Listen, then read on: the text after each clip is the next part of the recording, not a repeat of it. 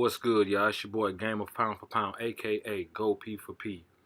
Alright, y'all, let's get right into it, man. My reaction to the final press conference and presser face off for Mikey Garcia and Errol Spence Jr.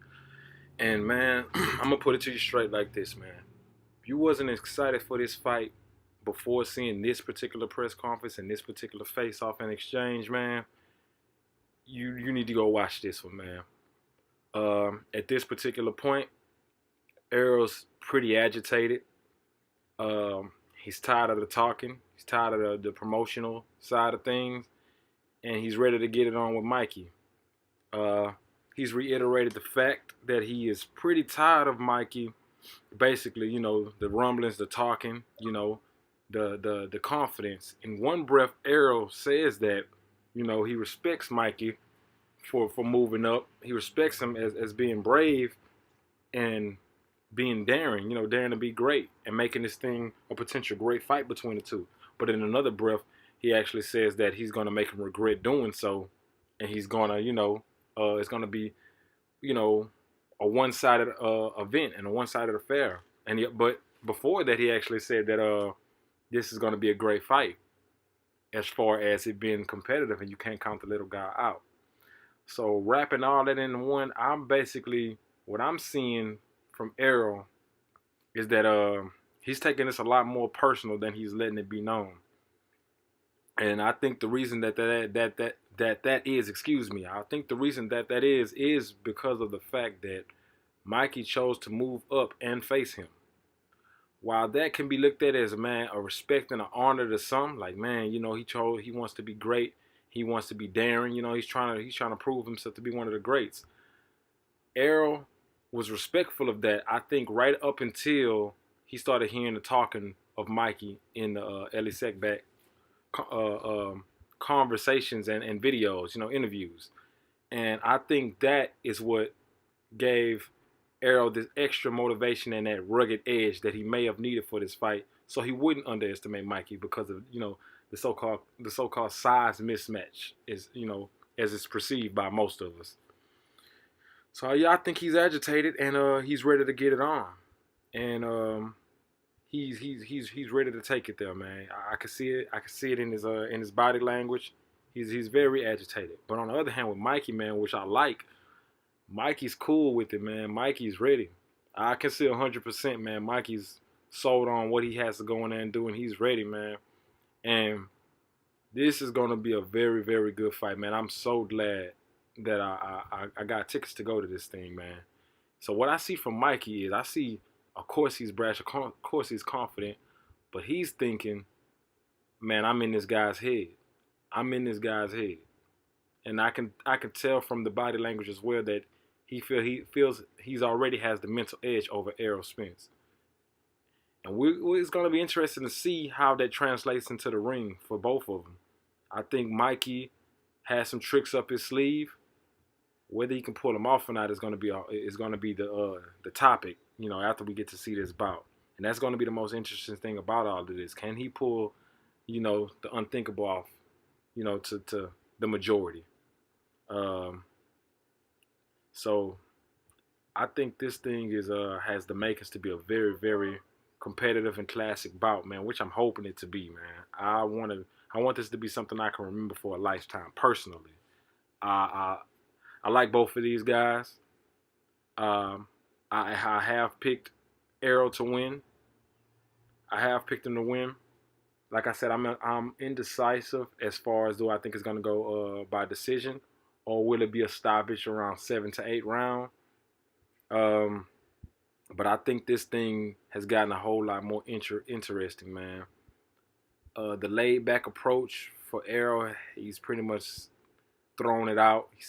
He says he has the type of attitude when it comes to approaching boxing that he can talk to Mikey like they're friends in the locker room, and then 30 seconds later or a minute or two later, when they're out in the ring, man, he's trying to knock his head off. He said that's just how he approaches fighting.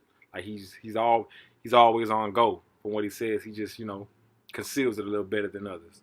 And Mikey pretty much said, man, he's got that same thing in him. And Mikey's letting it known that he is operating in the same realm of thinking the same way.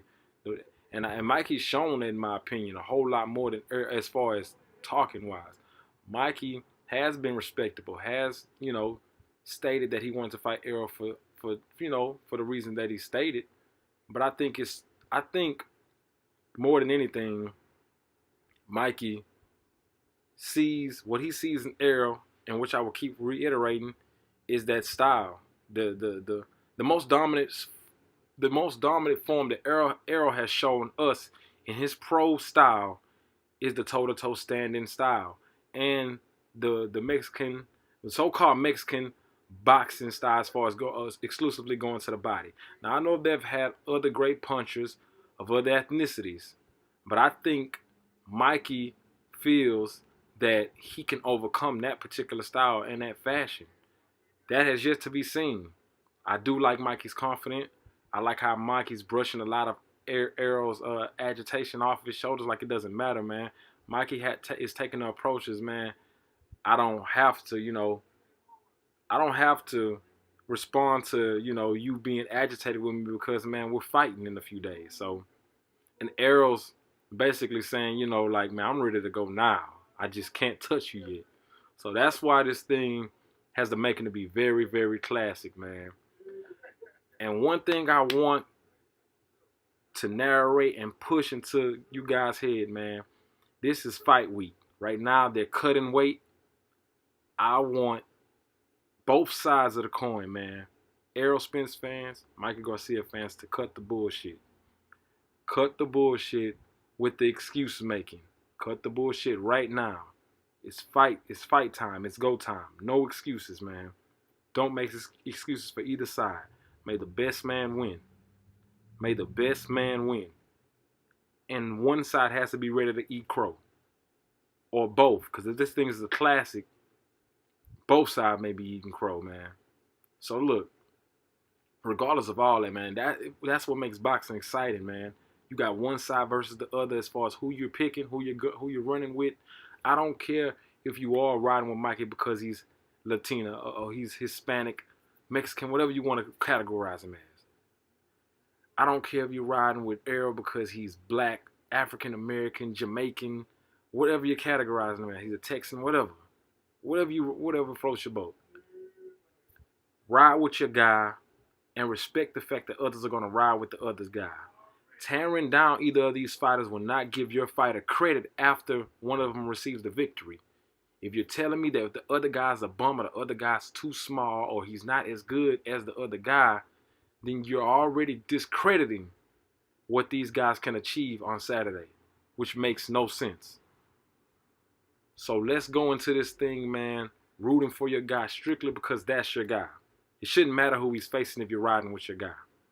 Whether it be a bum, whether it be he's knocking out Superman or a superhero, it doesn't matter, man.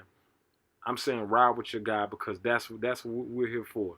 And, of course, we're going to bust each other balls. We're going to give each other a hard time, and that's what makes this sport beautiful. But we can still come to each other after the battle is over with, and we can still discuss what we've seen unbiasedly. Even if you're going to side with your guy, what you felt like should have happened, blah, blah, that's fine. But as far as the decision, man, let's give credit where credit is due after this bout is over with. Let's hope that these guys answer both sides of the coin as far as the doubts and the questions we have with both of these. Can one hold up? Can one show more? Does one have more skill than the other? Etc., etc. I'm excited for this fight. I hope you guys are too. I think you guys should buy that pay-per-view. Let's support them. And let's push for these big fights to happen, man. I think this is a curve of big things to come in this year. This may be an unexpected great year of boxing, man. Until the next one, y'all. Take it easy.